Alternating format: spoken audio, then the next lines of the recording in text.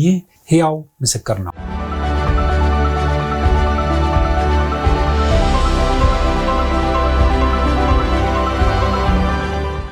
ሰላም ለእናንተም ተመልካቾቻችን እንዴት ከርማችኋል? ይህ በየሳምንቱ ወደ እናንተ የሚደርሰው ሕያው ምስክር ሳምንታዊ ቴሌቪዥን ዝግጅታችን እነሆ ሰዓቱን ጠብቆ አሁን ተጀመረ።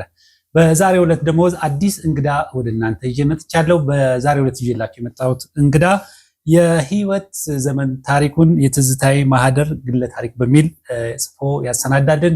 ከዚህ በፊት እንግዲህ ብዙዎቻችን ወይም በእድሜ ገፋ ያሉ ሰዎችም በአዲስ ዘመን ጋዜጣ ዳግላስ ጴጥሮስ በሚል የብዕር ስም የሚታወቀው እንደዚሁም ደግሞ የቃለ ሕይወት ቤተክርስቲያን መጽሔት በምትጀምርበት ጊዜ ቃለ ሕይወት በሚል መጽሔት ዋና አዘጋጅ ሆኖ የስነ ጽሁፍ ክፍል ኃላፊ ሆነው የሰራው ወንድማችን ጌታቸው በለጠ በመካከላችን ይገኛል። ጌትሽ እንኳን በሰላም ወደ እንኳን ተገናኘን። ተስፉ እንኳን በሰላም ተገናኘን። በጣም ነው የማመሰግነው። እንግዲህ እንደምታዩት ገና ገበያ ላይ አልወጣም። እኔም ራሴ ገና አሁን ማየቴ ነው ከሱ እጅ መቀበሌ ነውና የትዝታዬ ማህደር እንግዲህ ብዙ በሶሻል ሚዲያዎች ተዋውቋል። ይህንን በተመለከተ እንግዲህ ገዝታችሁ ታነባላችሁ፣ ግን ለአንዳንድ ነገሮች ለሃይላይት እንዲረዳችሁ ዛሬ የህይወት ዘመን ምስክርነቱን ይሰጠናል። በጣም አክብረ ስለመጣ በጣም ነው የማመሰግነው። እግዚአብሔር ይባርክ። አሜን። እንግዲህ ወደዚህ እንመጣለን። ይሄኛው መጽሐፍ እስቲ መጀመሪያ ምን አሳሰበህ የግል ታሪክን ለመጻፍ? እስቲ ከዚህ ብንነሳ። እንግዲህ ያው በሌሎች ርዕሰ ጉዳዮች ላይ በርከት ያሉ መጽሐፍ ጽፌያለሁ። እንዳልከውም በዚህ በጋዜጦችና በሚዲያ ብዙ በጣም በሺዎች የሚቆጠሩ አርቲክሎች ጽፌያለሁ። ይሄ ብቻ አይደለም።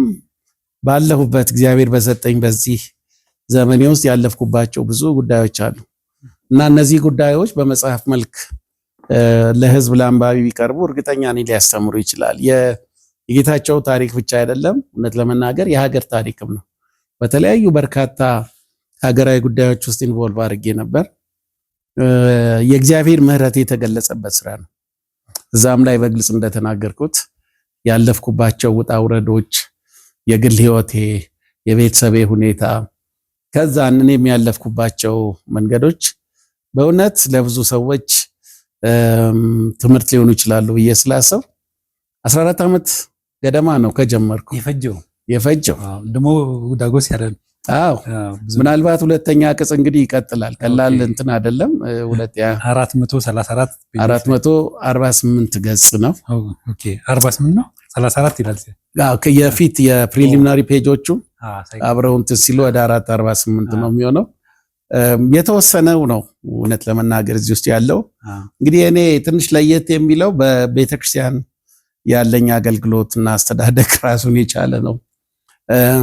በደርግ ስርዓት ውስጥ በተለይ የኢትዮጵያ ቤተክርስቲያን ያለፈችበት ሁኔታ ይታወቃል። በግል ደግሞ ነው ያለፍኩበት ሁኔታ። በሀገሬ ጉዳይ ላይ እንደዛ መደረግ ነበረበት ወይ ብዬ እስካስብ ድረስ ብዙ ያለፍኳቸው ነገሮች አሉ። በግል የትምህርት ጉዞዬ ምን እንደሚመስል በተለይ ክፉ ዘመን ራሱ ለብቻው በጽፈው በወደድኩ ነበር። በሀገር ውስጥ እንኳን እንኖር አልተፈቀደልንም፣ እንድንማር አልተፈቀደልንም። ታስረን ከተፈታን በኋላ በሀገር ውስጥም በውጭ ሀገርም እንድንማር አልተፈቀደም። ይህ ብቻ ሳይሆን አንድ የተወሰነ መንገድ ተወስኖ ነው ከዛ መንገድ እልፍ ብንል እርምጃ እንደሚወሰድ ታስቦ ነው። ያው ሞትም ተፈርዶ ነበርና በእግዚአብሔር ቸርነት ያለፍነው ብዙ ታሪክ ስለሆነ እሱ ቤተክርስቲያን አካባቢ ላሉ ሰዎች ለውጭውም ትምህርት ይሆናል። ሌላ በውጭው ዓለም ደግሞ ከቤተክርስቲያን ውጭ ባለው ኢንቮልቭ ያደረኩባቸው በጣም በርካታ ጉዳዮች ናቸው። እስቲ ይሄን ላቀብል ብዬ ነው። ኢንዌይስ በጣም ጥሩ ነው። እንግዲህ የተወሰኑትን ለማየት እንሞክራለን። እንግዲህ የሕያው ምስክር ዝግጅታችን ያው እንደተከታተልከው ብዙ ጊዜ እንዳየኸው ተስፋ አደርጋለሁና የሰዎች በተለይ ትላልቅ አገልጋዮች እንዳንተ ማለት ነው ብዙ ያለፉበትን መንገድ ሰዎች አያውቁትም። የሚያዩት ምንድነው የደረስክበት ነው። ስለዚህ አንተ መሆን ይፈልጋሉ። ግን አንተ የደረስክበትን ለመድረስ ያለፍክበትን ማወቅ አለባቸው። ደግሞ አንዳንድ ሰዎች አንተ ያለፍክበት ህይወት ውስጥ አሁን ዛሬ ያለዋል። ስለዚህ እነሱንም ለመርዳት ጭምርና ብዙዎች ይደውላሉ። እኛ እኮ እዚህ ውስጥ ያለ ነው ይላሉና እስቲ ወደ ልጅነት ዘመንን እንሂድና ምናልባት የረሳሁት ተመልካቾቻችን ኢትዮጵያ ውስጥ እንግዲህ ያሉት ደራሲዎችን ሁሉ የደራሲዎች ማህበር ፕሬዝዳንት ሆነ ሰርታለሁ። ስለዚህ የመጽሐፍ ለአንተ ብርቅ አይደለም። የሚጽፉት ሰዎች ሁሉ አንተ ጋር እየመጡ ነበር የምትረዳቸውና ኤኒዌይ መጽሐፍ ለአንተ እንደ አዲስ ነገር ሊታይ አይችልም። ለማንኛውም ወደ ፕሮግራማችን እንግባና ጌታቸው የተወለደ እንዴት ነበር የቤተሰቦች ሁኔታ? እስቲ ስለ ልጅነት ትንሽ። እንግዲህ እኔ በእግዚአብሔር ፈቃድ የተወለድኩት አባቴ ወታደር ነው። ወታደር ብቻ አይደለም፣ ምናልባት ከቀዳሚዎቹ የሆለታ ምሩቃን መኮንኖች አንዱ ነው። በቀዳማዊ ኃይለሥላሴ ጊዜ ማለት ነው። በቀዳማዊ ኃይለሥላሴ ጊዜ የ15ኛው ኮርስ ነው። የ15ኛው ኮርስ ማለት ከሲኒየር ኮርሶች አንዱ ነው። ለምሳሌ እነ ኮሎኔል መንግስቱ ኃይለማርያም የ19ኛው ኮርሰኞች ናቸው። የነሱም ሲኒየር ነው። ምናልባትም የብዙዎቹም ደግሞ አስተማሪ ነው። ዛሬ ከፍተኛ ማዕረግ ላይ የደረሱት ሁሉ እና ያው ቤተሰቤ ውስጥ ከአንድ እናት አንድ አባት የተወለድ ነው 5 ነን። ስማቸው ማን ይባላል? ምናልባት ታሪክ ላይ መጣ። የታላቅ እህታችን የአባት በለጠ በቀለ ነው። በለጠ በቀለ ማዕረጉን ለጊዜው ልተው፣ ምክንያቱም ወደ በኋላ ገደማ ያንን ጉዳይ ስለማነሳ ልተው። 3 እህቶች 2 ወንዶች ከአንድ እናት አባት ተወልደናል። ሌሎች 2 እህቶች አሉኝ ከሌላ ተወልደዋል። ታሪኩን እመጣበታለሁ። እንግዲህ በጣም የሚያስገርመው ነገር ዛሬ ላይ ሆነን ትናንትን መሄስ አግባብ አይደለም። ያው ይሄ መጽሐፍ ስለሚነበብ አባቴ እናቴን ያገባት ጠልፎ ነው። እሱ ወታደር ነው። በወቅቱም እንግዲህ ትንሽ ተምሯል ከሚባሉት አንዱ ነው። እናቴ ደግሞ እዚህ ደብረ ብርሃን አካባቢ ነው ያለችው። በምን እንደተገናኙ አላወቅንም፣ አልገለጹልንም። ግን በጣም የሚያስገርመው ነገር የቤተሰባችን ታሪክ እኔ ሁሌ የሚገርመኝ እዚህ መጽሐፍ ላይ እንደ እንግዳ እየገረመኝ ያደግኩት አንድ በደረጃውና በትምህርቱ ከፍ ያለ መኮንንና አንዲትን የቀለም ማይም የምትላት እናት እንዴት በፍቅር እንደኖሩ፣ እንዴት ልጆቻቸው እንዳሳደጉ፣ እንዴት ዘመናዊ ኑሮ ይኖሩ እንደነበረ እኔ በጣም ነው የሚገርም። አባቴ ደግሞ በውትድርና ዓለም ሞዴል የሚባል ነው። አንዳንዱ ነገር ላሳይ። ለምሳሌ ቤታችን ውስጥ ሰንደቅ ዓላማ አለ፣ ትልቅ ሰንደቅ ዓላማ። አባቴ ሲወጣና ሲገባ ለሰንደቅ ዓላማው ሰላምታ እየሰጠ ነው። እሱ ብቻ አይደለም፣ ሁላችንም ቆመን ለሰንደቅ ዓላማው ክብር ሲሰጥ አብረን እንቆማለን፣ እናቴም ጭምር። ለሀገሩ ያለው ፍቅር ወደር የለው። እኔን በተመለከተ እንግዲህ እህቶቼ የመጀመሪያዎቹ 3ቱና አንድ ወንድም ነበረኝ። አባቴ 5ኛ የሚወለደው ወንድ ልጅ ነው። ስሙም ናፖሊዮን ይባላል። ስለዚህ ደራሲና ጋዜጠኛ እንዲሆን እፈልጋለሁ ብሎ ማስታወሻ ጽፎ ገና ላልተወለደ ልጅ ለእናቴ አደራ ሰጥቷታል። እዛ ውስጥ የውጭ ጋዜጦች፣ የሀገር ውስጥ ጋዜጦች ቆራርጦ አስቀምጧል። አልተወለድኩም፣ ደራሲና ጋዜጠኛ ይሆናል ናፖሊዮን ነው የሚለው እሱ። የሚገርም ነው። በኋላ ነፍስ ሲያውቅ ስጩ ብሎ ነው። ቤት ውስጥ ምን አስበው ይመስልሃል? እኔ ምንም ይገርማል። እግዚአብሔር በታሪክ ውስጥ የሚሰራው ነገር ተአምር እኮ ነው የኔ ህይወት። አሁን በኋላ ይሄ ነገር እንዴት አድጎ እሱ ወደ መራኛ አቅጣጫ እንደሄደ አሳይሃለሁ። ኑሯችን በሙሉ የወታደር ማክ ላይ ነው ዕቃችን ተጭኖ ማለት ትችላለህ። ለምሳሌ ላሳይ። ታላቅ እህታችን የተወለደችው እዚህ አዲስ አበባ ነው። ከሷ ውጪ የሷ ተከታይ ወንድሜ የተወለደው 4ኛ ክፍለ ጦር ውስጥ ነው። ሌላዋ እህቴ የተወለደችው 4ኛ ክፍለ ጦር ውስጥ ነው። የሐረር ወርቅ የምትባለው ታላቅ እህቴ የተወለደችው ሐረር ካምፕ ውስጥ ነው። እኔ የተወለድኩት ደብረ ማርቆስ 15ኛ ሻለቃ የሚባለው ውስጥ ነው። ስለዚህ በየሄድንበት ወታደራዊ ካምፕ ውስጥ ነው እየተወለድን። የራሳችን ንብረት የለውም፣ ኑሮ የለውም። ማድረግ ቢፈልግ ብዙ እድል የነበረው ሰው ነው። እኔ የአባቴ ህይወት በቃ ኢትዮጵያ ውስጥ ጠቅልል ብሎ እየኖረ ነው ብዬ ነው የማስበው። በአጋጣሚ ነቃ ያለ ነው በወታደራዊ አቋሙም። በተለይ ከሁለት አካዳሚ ሲመረቁ ያንን የእሱን ባች በሰልፍ ይመራ የነበረው እሱ ነው። ግርማዊ ቀዳማዊ ኃይለ ሥላሴ ባሉበት እዚህ መጽሐፍ ውስጥ ተጠቅሷልና ሰልፉን እየመራ ሲውረገረግ ሰውነቱ አጥንት ያለው አይመስልም። ሲውረገረግ ንጉሱ ተገርመዋል እና ከምረቃው በኋላ አስጠሩልኝ ያንን ፊት መሪውን ብለው ተጠራ። ያው በዘመኑ አገላለጽ እንግዲህ ማነህ የማነህ ዘር ምናምን ይባላል አይደል? ልጄ እደግ አንተን በወታደርነት ሙያ አድርጌ አይደለም አንተ አስተምረንህ ታስተምርልናለህ ልጆቻችንን ብለው ስላሉ ሞር ኦፍ እሱ የማሰልጠን የማስተማር ስራ ውስጥ ነው። ከሳቸው ጋር ብዙ ይንቀሳቀስ ነበር። የተለያዩ ሀገሮችም ለትምህርት እየላኩት ደርሶ ይመለሳልና ወደ ራሴ ታሪክ ስመለስ እንግዲህ እኔ ምናልባትም በኔ የልጅነት እድሜ ይሄን በመሆኑ አዝናለሁ። አባቴ እንዲሁ ከሀገር ሀገር ሲንከራተት በአንድ አጋጣሚ ግዳጅ ላይ ያሉ መኪናቸው ገደል ውስጥ ይገባል እና ብዙ ጉዳት ደረሰ። አባቴ ጉዳት ደረሰበት፣ በተለይ ቁርጭምጭሚቱ ደቀቀ። ስለዚህ ንጉሱ በልዩ ሕክምና ቀዳማዊ ኃይለ ሥላሴ ሆስፒታል ነው የሚባለው የካቲት 12 ከውጭ በመጡ ሐኪሞች ክትትል ተደረገለት፣ ዳነ። ከዳነ በኋላ ከተወሰነ ጊዜ በኋላ ከሳቸው ጋር ሲንቀሳቀሱ በአጋጣሚ አሁንም 8 መኮንኖች ያሉበት መኪና ተገልብጦ እንደገና 8ቱም አለቁ። እሳቸውም እዛ ውስጥ ስምንቱም አለቁና ንጉሱ ምርር ብለው ነው ያዘኑትና ለእናቴ የደረሳት መልእክት ምንድነው? የተጎዳችሁት እናንተ ቤተሰቦች ብቻ አይደለም፣ ሀገሬም ተጎድታለች፣ እኛም ተጎድተናል የሚል መልእክት ነው።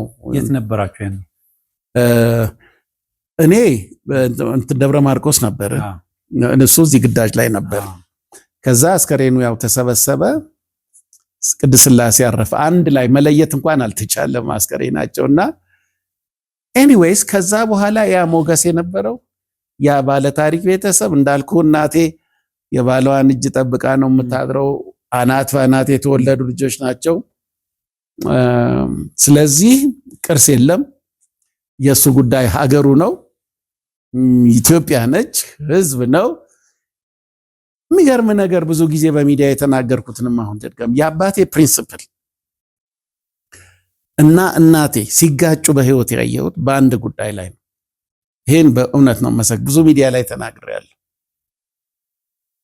አባቴ ፕሪንሲፕሉ ምንድነው? ልጅን ትወልዳለህ፣ ታሳድጋለህ፣ ታስተምራለህ፣ በስነ ስርዓት ታሳድጋለህ፣ ሀገርና ህዝብ እንዲወድ ታደርጋለህ። ቅርስ የሚባል ነገር ለልጅ ማቆየት አግባብ አይደለም የሚላል። ለልጄ ይሄ ቅርስ ማለት አግባብ አይደለም። ምክንያቱም ሀገሩ ነች ቅርሱ። በሀገሩ እየኖረ በህዝቡ መካከል እየኖረ እንዴት ለልጆች ቅርስና ኑር ይባላል? አይማ የኛ ድርሻ ማስተማርና ለቁም ነገር ማብቃት ነው። ከዛ በኋላ ሀገሩና ቅርሱ ሀገሩና ህዝቡ ነው የሚል ፕሪንሲፕል ነው። እናቴ ደግሞ አንተ ወታደር ነህ፣ ስትንቀሳቀስ አንድ አደጋ ሊደርስብህ ይችላል ግዳጅ ላይ። ስለዚህ ቤት እንስራ እንደዚህ ስትለው ቤት እኔና አንቺ ካምፕ ውስጥ እንኖራለን፣ ልጆቻችን ራሳቸው እንዲችሉ እናደርጋለን። ለልጆቼ ቅርስ አላኖርም። ሁል ጊዜ የቤተሰቦቼ ግጭት እዚህ ላይ ነበር። አሁን ሳስበው እናቴ ትክክል ነበረች፣ አባቴ ተሳስቷል። እሱ ከሞተ በኋላ ቤተሰብ እንዳለ ፈረሰ። እንዳለ ያ ሞገስ፣ ያ ክብር፣ ያ መንደላቀቅ፣ ያ ልጆችን አንሸርሽሩ በጂፕ በምናምን የሚባለው ነገር ዋጋ አጣ። ንጉሱ ምንም አላርጉም። የሚገርምህ ነገር ይሄ ጉዳይ ያው እዚህ አንባቢዎች ሊያገኙ ይችላል ታሪኩን። በመጨረሻ እሱ ካረፈ በኋላና መጀመሪያ በነገራችን ላይ ንጉሱ አደጋ በመጀመሪያው አደጋ እንዳለበት ምንድነው ያሉት? ልጆቹን አምጭና ላምጡና አዳሪ ትምህርት ቤት እናስተምራቸው ብለው ልከዋል። እናቴ እምቢ አለች። ልጆቼ የንጉስ እንጀራ እየበሉ አያድጉም። የሰው እጅ እንግዲህ አለማወቅ ነው። ግን እሱ ካለፈ በኋላ በህይወት ካለፈ በኋላ ያለቁትን መኮንኖች ልጆች ያው እንግዲህ ቢሮክራሲው ጥሩ አይደለም፣ መጽሐፉ ላይ በደንብ አለ።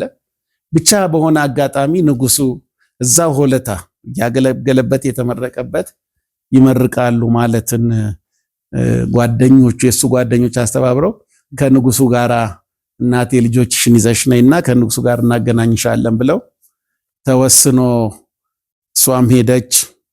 እኛን ልጆቿን ይዛ ማቴዎቿን ይዛ እዛ ከደረስን በኋላ በማናቀው ምክንያት እዚህ ላይ ስማቸውን የጠቀስኩት አንድ የተከበሩ ጀነራል በሳቸው ስም ይሁን እሳቸው አድርገውት ይሁን ሌላ ሰው አሳስቷቸው እንደሆነ ልክ እናቴ ከነልጆቿ መድረሷን ሲያውቁ ምረቃው እስኪጠናቀቅ ድረስ ጨለማ ቤት ውስጥ አሰሩ።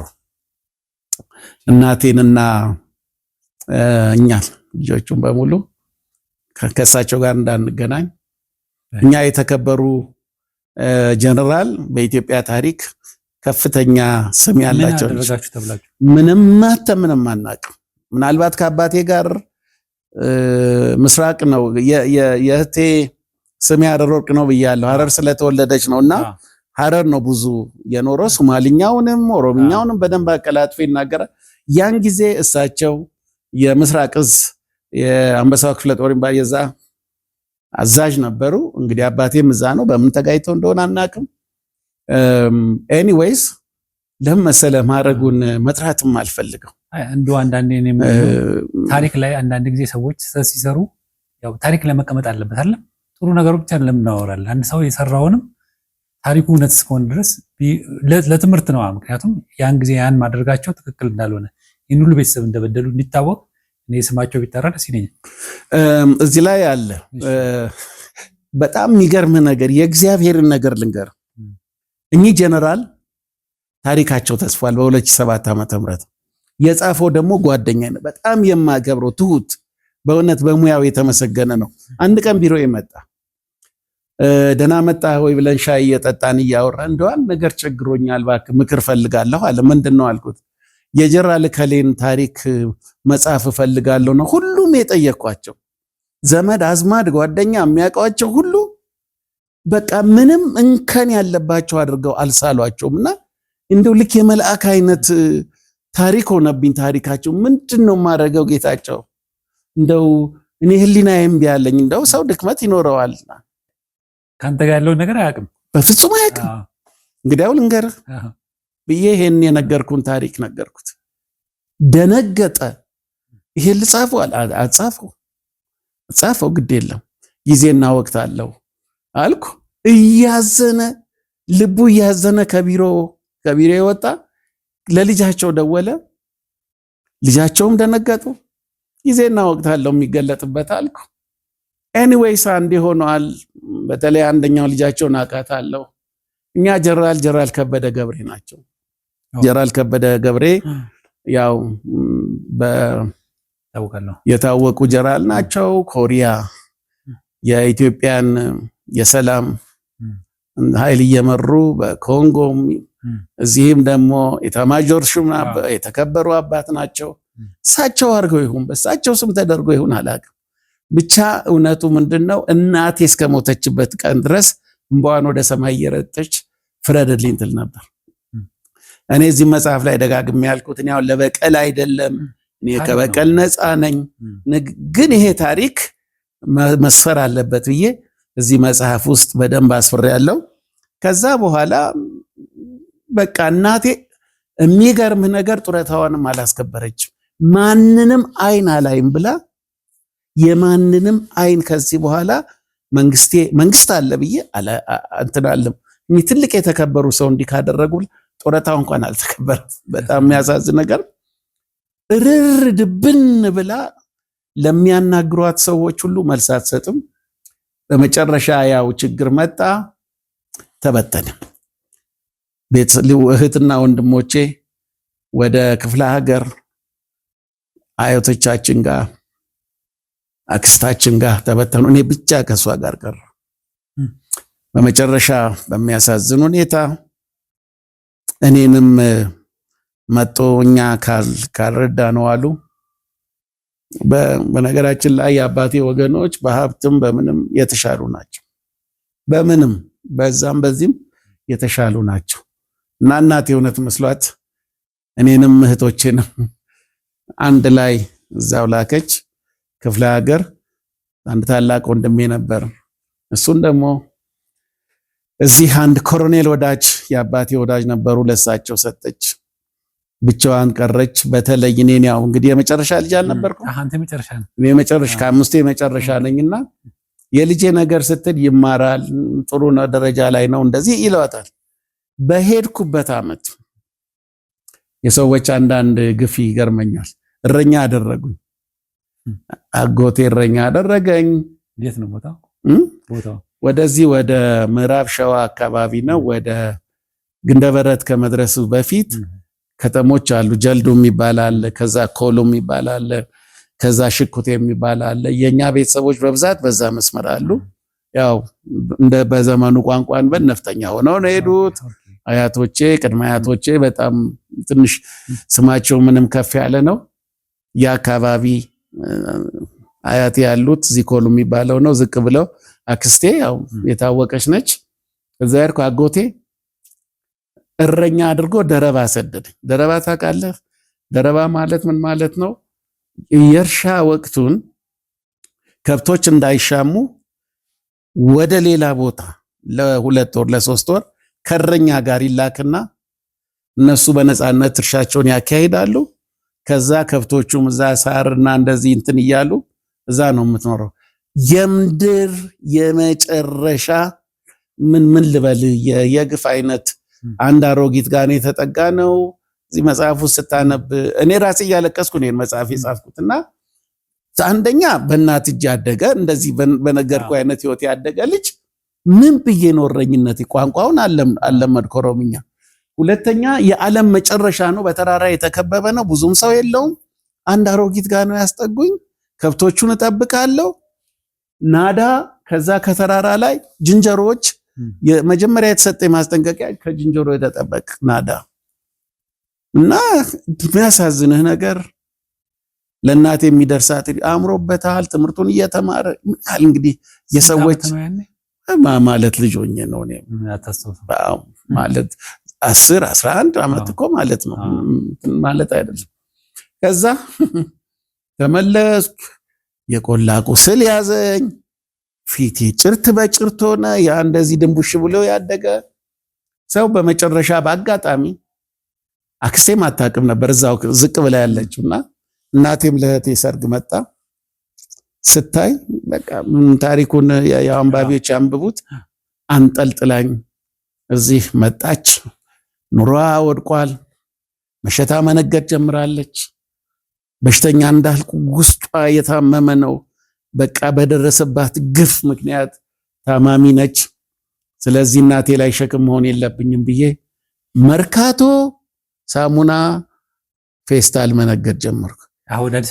ወደ አዲስ አበባ መጥቼ ፌስታል መሸጥ የተጀመረው በእኛ ጊዜ ነው። አዲስ የተዋወቀው ይሄ ፌስታል የዕቃ መያዣ ሳሙና፣ በርኖስ፣ ሰም፣ ሲኒ ምናምን እያዞርኩ እንደዚህ እሸጣለሁ። የሚገርም ነገር እንደገና ትምህርት ቤት ተፈልጎ ገባሁ። የተማርኩት ኢንትረስቲንግ ነገር ንጉሱ ያኔ በዛ እድሜ 223 24 25 ያክፍል አንድ ፕሮጀክት ነድፈው ነበር በንጉሱ በራሳቸው በአዲስ አበባ ከተማ በጣም ብሪሊየንት የሆኑ ልጆች በልዩ ትምህርት ቤት እንዲማሩ እና ነገ ሀገሪቱን እንዲመሩ ሚኒስቴር ኮሚሽነር ምናምን ሆነው እኮ ነው የንጉሱ ኮንትን ነው። እና ውድድር ወጣ። ያን ጊዜ 10 ወረዳ ነው የሚባለው። አንደኛ ወረዳ፣ ሁለተኛ፣ ሶስተኛ አሁን ይባል የለ 4ኛ፣ 5ኛ ወረዳ፣ 6ኛ፣ 10ኛ ወረዳ ይባል ነበር። እኔ ኮልፌ 10ኛ ወረዳ ነው ኮልፌ ነው ያደግኩት። ከዛ ተወዳደርን። ሄደን ወክማ ከሁሉም ከአዲስ አበባ አካባቢ የሚወስዱት እኮ በጣም ትንሽ ተማሪ ነው። 4 ኪሎ ወክማ ሄድን ተፈተንን። ፈተናው ያለማጋን ወክማን ታውቀዋለህ? ከወክማ እስከ ሐውልቱ ድረስ ነበር ሰልፉ። እያስገቡ የሆነ ነገር እየፈተኑ በቃ እንዲሁ አንዳንዶችም ለዘመዳቸው ይሰራሉ ይላሉ። ተፈተንኩኝ አለፍኩኝ። ምናልባት ስሜ አንደኛ ደረጃ ነው። አንደኛ ሞኝ እንደሆነ 4 ኪሎ ተማርኩ። 4 ኪሎ ኤሌመንተሪ እየተማርኩ መርካቶ ፌስታልና ሳሙና እሸጥ ነበር። ቀን እየሸጥክ ማታ ነው? በትርፍ ሰዓት ማታም ቢሆን ያው እስከ 9 እንደዚህ ይሄድና መርካቶ እሸጥና እንደገና ቤት እመለሳለሁ። ቅዳሜና እሑድ እዛ ነው የእንትን የምለው። በትምህርቴ ግን ያው እግዚአብሔር ይመስገን እንግዲህ ጎበዝ ተማሪ ነኝ ከኤሌመንተሪ እስከ ከፍተኛ ድረስ እና በዚህ አይነት ሁኔታ ነው ያደግኩት። እስካሁን በጌታ አይደለም? በጌታ አይደለሁም። 8ኛ ክፍል እንግዲህ ጎበዝ ተማሪ ተብሎ የደረጃ ተማሪ በየትምህርት ቤቴ አንዳንዱ ታሪክ እየዘለልኩ ነው ያው እየተመሰገንኩ እየተጨበጨበልኝ ነውና 8ኛ ክፍል ስደርስ ከኮልፌ 4 ኪሎ 11 ሰዓት 11 ተኩል ነው የምንመጣውና በእግር የምን አውቶቡስ የምን ታክሲ በእግር የምን ታክሲ የምን አውቶቡስ በእግር እና እንግዲህ ብርድ አትበሉ ብለዋል ሐኪሞች። ሳምባ በሽተኛ ሆንኩኝ። 8ኛ ክፍል ሚኒስትሪ ተፈታኝ ነኝ። ከወክማ በጥሩ ማዕረግ ወደ ሚኒሊክ ትምህርት ቤት መጥቻለሁ። በጣም ጎበዝ ተማሪ ነኝ። እጠበቃለሁ በትምህርት ቤት ውስጥ ከፍተኛ ውጤት ያመጣሉ ተብሎ። ነገር ግን ጥቅምት 6 ቀን ቅዱስ ጴጥሮስ ሆስፒታል እንጦጦ ያለው እዛ ገባው። 90 ቀን ታከምኩ። ያው ዝርዝሩን እሱ ላይ አንብበው።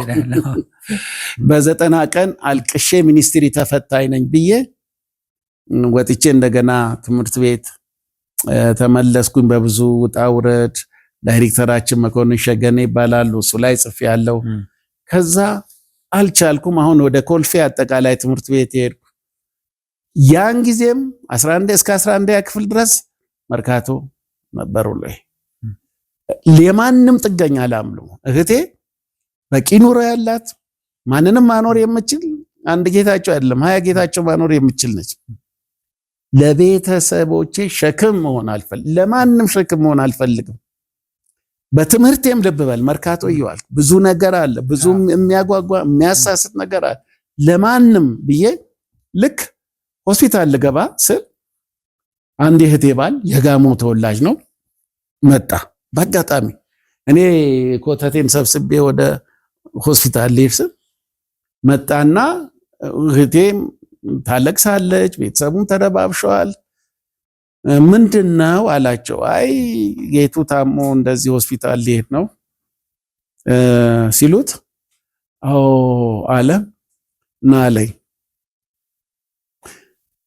አሁን ብትሞት ዛሬ ብትሞት የት ነው የምትሄደው አለኝ። ቤተሰብ በሙሉ ተንጫጫ። እንዴት እንዲህ ትላለህ አንተ? እኔ ደነገጥኩ። ምንድነው ወዴት ነው የምትሄደው? ሲኦልና ገነትም ይባላል። ወዴት ነው የምትሄደው አለ። ደነገጥኩ። እውነት ወዴት ነው የምሄደው አልኩ። በል ጌታ ኢየሱስ ክርስቶስ እንዳዳኝ ትቀበላለህ? አዎ። ተንበርከካለኝ። ምን እንደሆነ አላውቅም። እያለቀሰ ተንበርክ። እኔ እንደዛ አይነት ልምድ ለነገር እኮ ኮልፌ ቢንጋማ አካባቢ እኮ ነው ቤታችን። ኮልፌ ቃሊዮት እኮ እንሄድ ነበር ልጆች ሆነን ከለር ለመስረቅ እነ ወይዘሮ ሮማን ወንጌላዊ ትዝ ይለዋል። እሳቸው ይሰብካሉ ትራክት። ያን ጊዜ የሰጡኝ ትራክት አሁን መጽሐፍ ቅዱስ ውስጥ አለ። የሚገርም ነገር ስለመንፈሳዊ ነገር ምንም ጉዳይ አለ። እንሄዳለን ኮልፌ ፊልም እናያለን። ቃለ ሕይወት ከለር እንሰርቃለን ከፈረንጆቹ። ገና ላይ እንደዚህ በዓል አለ እዛ እንሄዳለን። ማለት እኮ እንግዳ አይደለም፣ ግን እንዲህ አይነት ጸሎት አላቅም። ኤኒዌይ 90 ቀን በቆየሁበት ጊዜ ሳይሰለች መጣ። እያስገባኝ ቃል ምንድነው ከሆስፒታል ስትወጣ ቤተክርስቲያን የሚሄድበት ትሄዳለህ አለኝ። አዎ አልኩት። ልክ እንደወጣው ጠብቆ በልሙሉ ወንጌል እንሄዳለን በሳምንቱ። በጣም ጥሩ እንግዲህ ታሪኩን ትነግረናለህ። የረፍት ሰዓታችን ስለደረሰ ረፍት አድርገን እንመለሳለን። ተመልካቾቻችን የተከታተላችሁ የምትገኙት የሲኤምኤን ቴሌቪዥን ሕያው ምስክር ሳምንታዊ ቴሌቪዥን ዝግጅታችን። ዛሬ ደግሞ ያው በቅርቡ የሚመረቅ መጽሐፍ አለ። እሱም ደግሞ የትዝታዬ ማህደር ግለ ታሪክ የሚል የወንድማችን አቶ ጌታቸው በለጠ የህይወት ታሪክ ነው። ይህም በተመለከተ እንግዲህ ገና ገበያ ላይ አልዋለም። እኔም ገና አሁን ዛሬ ይዞት ነው የመጣው፣ አላነበብኩትም። ይህን በተመለከተ ቃለ ምልልስ እየሰጠን ይገኛል። ከረፍት በኋላ እንመለሳለን። ባላችሁበት። ይህ ሕያው ምስክር ነው።